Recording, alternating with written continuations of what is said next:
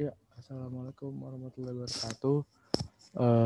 Nama saya Lutfi Novan dengan NIM belakang 231 dari Rombol Akuntansi di 2019 akan menyampaikan materi dari Sistem Informasi Manajemen yang ke bab 8 dengan judul Informasi dalam Praktik.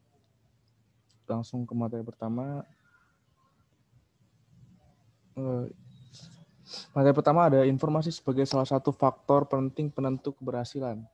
Jadi pada tahun 1991, D. Ronald Daniel dari Mikey and Company memperkenalkan istilah CSF atau Critical Success Factor atau faktor penting penentu keberhasilan.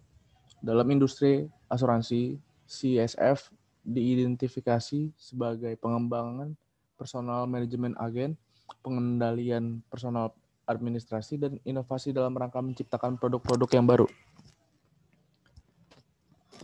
Sistem pemrosesan transaksi digunakan untuk menjalankan sistem informasi yang mengumpulkan data, yang menguraikan informasi perusahaan, mengubah data menjadi informasi, dan menyediakan informasi tersebut bagi para pengguna yang ada dalam perusahaan maupun di luar perusahaan. Tinjauan sistem data, unsur-unsur yang lingkungan meliputi pelanggan, pemasok, ruang persediaan, bahan baku, dan manajemen arus data menghubungkan perusahaan dengan pelanggannya.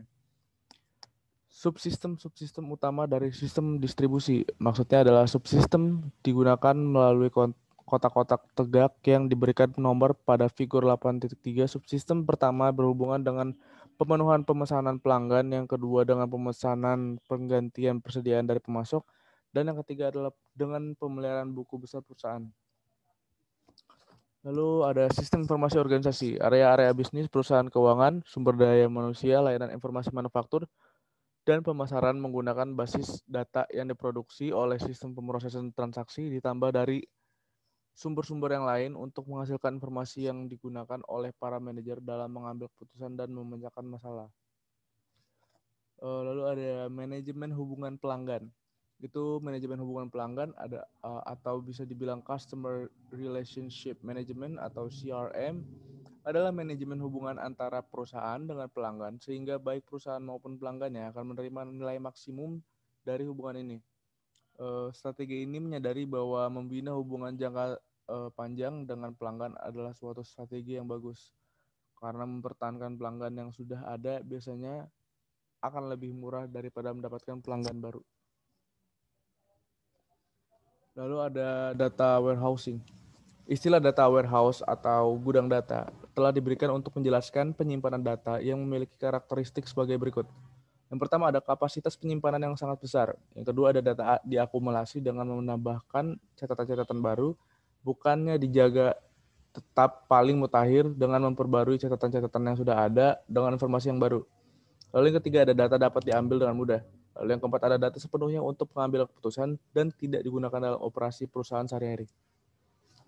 Data warehouse adalah bagian utama dari data warehousing yang memasukkan data ke dalam gudang, mengubah isinya menjadi informasi, dan menyediakan informasi tersebut kepada para pengguna. Lalu unsur terakhir dalam sistem warehousing adalah sistem penyampaian informasi yang mendapat data dari tempat penyimpanan data, mengubahnya menjadi informasi, dan menjadikan informasi tersebut tersedia bagi pengguna. Lalu di sini ada OLAP. Segala jenis peranti lunak khusus yang telah dikembangkan untuk data warehouse yang dapat digunakan untuk menarik data dari tempat penyimpanan data dan mengubahnya menjadi informasi disebut OLAP atau Online Analytical Processing, yang memungkinkan pengguna dapat berkomunikasi dengan data warehouse melalui GUI atau antarmuka, web, dan dengan cepat memperoleh informasi dalam berbagai jenis format termasuk grafik. Terdapat dua pendekatan OLAP, diantaranya yaitu rollup dan mollup.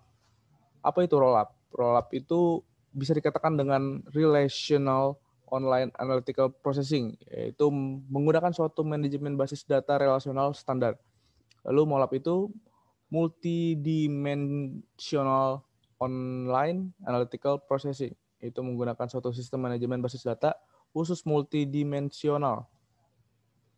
Lalu di sini ada yang terakhir, ada data mining atau penambangan data. Data mining adalah proses menemukan hubungan dalam data yang tidak diketahui oleh pengguna. Data mining membantu pengguna dengan menemukan hubungan dan menyajikan dengan cara yang dapat dipahami sehingga hubungan tersebut dapat menjadi dasar pengambilan keputusan. Terdapat dua cara dasar melakukan data mining. Itu yang pertama, verifikasi hipotesis. Itu mengasumsikan bahwa sebuah bank telah memutus untuk menawar reksadana kepada para nasabahnya. Lalu yang kedua ada penemuan pengetahuan. Itu sistem data warehousing menganalisis tempat penyimpanan data warehousing, mencari kelompok-kelompok dengan karakteristik yang sama. Ya, sekian presentasi dari saya. Mohon maaf apabila banyak kekurangan. Apabila ada yang ingin ditanyakan, boleh komen di bawah. Kalau misalnya emang dibuka komennya. Ya, sekian dari saya. Wassalamualaikum warahmatullahi wabarakatuh.